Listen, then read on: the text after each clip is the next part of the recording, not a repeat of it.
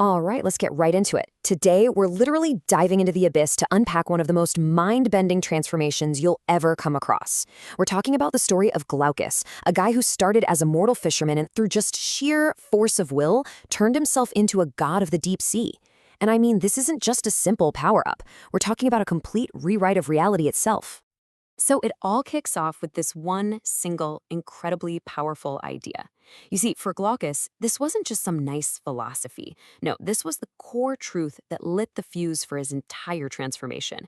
He looked at the world, at reality, and didn't see rules to follow. He saw a cage that needed to be shattered. And that was the spark. So let's see where that spark took him. Okay, here's the plan. We're going to start with how he went from fisherman to god. Then we'll get into the 3 specific steps to divinity. After that, we'll look at his insane powers over water, a key alliance he made, the shadow he created in the process, and finally, what a world ruled by him actually looks like. Let's jump in. All right, section 1, from fisherman to god, the parable of the self-positing king. So picture this. We're in the crushing, absolute silence of the deep ocean floor. And there's this man, Glaucus. But you've got to understand, this isn't a story about survival, about adapting to the deep. No, this is about forcing the deep to adapt to him. And this is where we hit the core idea, this thing called the Fichtean ego. Now, what does that even mean? Well, think of it like this.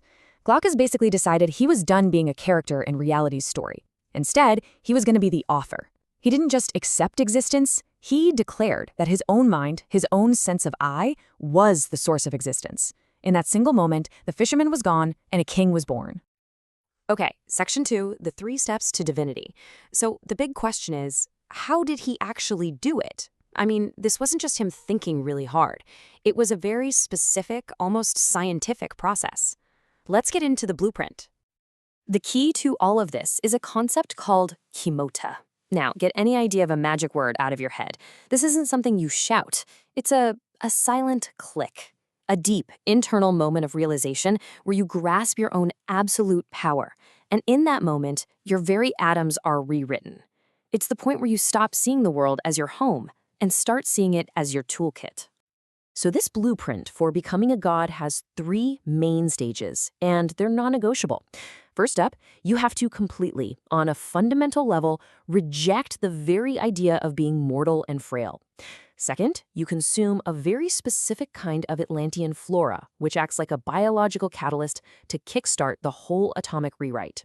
And finally, step 3, the big one, you assert yourself, your I, as the absolute, undisputed center of the entire universe. Next up, a symphony of water. Now, what happened after he completed those 3 steps? Well, the results are, frankly, unbelievable. We're not talking about a simple makeover here.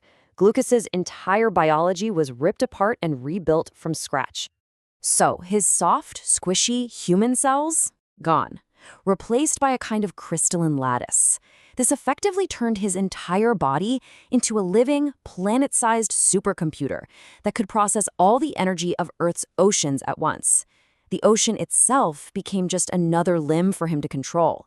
And his mind?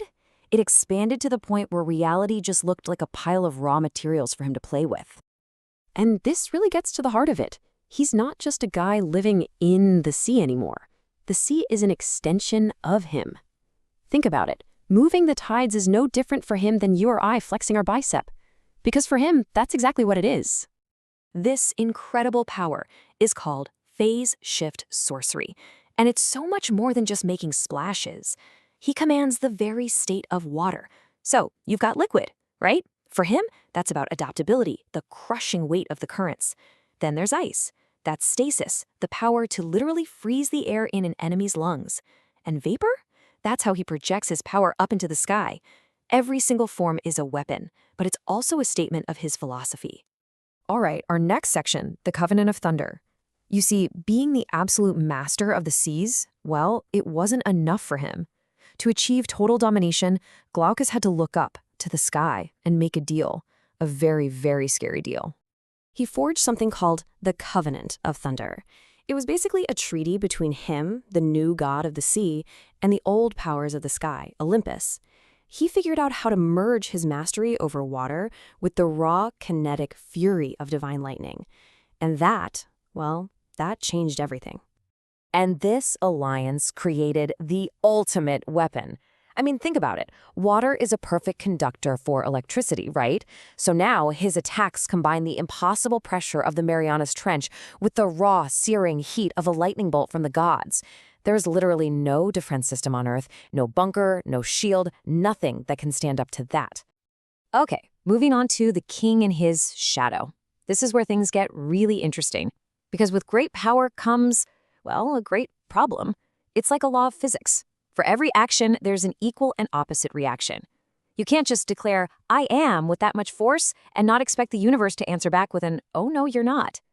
So the very second that Glaucus achieved his godhood and declared, I am, the universe basically created a counterbalance, an antibody, and it's called the Mephistophelian shadow. His greatest enemy wasn't someone he fought, it was something he created from all the parts of himself he threw away. The universe needed balance, and it found it by creating the ultimate no to his ultimate yes. And this chart lays it out perfectly. You have Glaucus, the absolute I, whose entire purpose is to create reality through pure will. And then you have his shadow, the eternal non-I, whose only reason for existing is to unmake reality. Glaucus uses water to build and control. The shadow, it just wants to erase everything. Now, if you thought divine lightning was bad, get a load of what the shadow wields. It's called the cosmic void.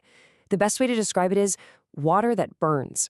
It's this necrotic anti-existence fluid that doesn't just break things, it dissolves the bonds between atoms. It erases them from ever having been. So while Glaucus wants to be king of the world, his shadow just wants there to be no world left to rule. So this brings us to the final section, a world made of water.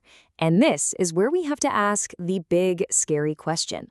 What does all of this mean for us, for our world, for humanity? This quote right here, this says everything you need to know. All of our nations, our borders, our entire history, to Glaucus, they're nothing more than sandcastles on a beach, just temporary little structures waiting for the tide. And guess what? He's the tide. And if you're thinking, well, we have technology, think again. His power is so subtle, so total, that he could shut down our entire civilization without firing a single shot. How? By manipulating the microscopic water droplets, the humidity inside our server farms and computer chips. He could just switch us off. Our whole digital world runs on hardware he can drown from the inside out. So that leaves us with this final, terrifying question. For thousands of years, we've built our world thinking we were in charge. But what happens when all of it, everything we've ever made, is just a sandcastle to a being who controls the ocean? And that leads us to the final warning, the ultimate takeaway from all this. Glaucus has fundamentally redefined what reality is on this planet. He decided his world was more real than ours. And so, the message is brutally simple. We have to learn to breathe underwater, because the king has decided that his reality is the only one that's going to be left.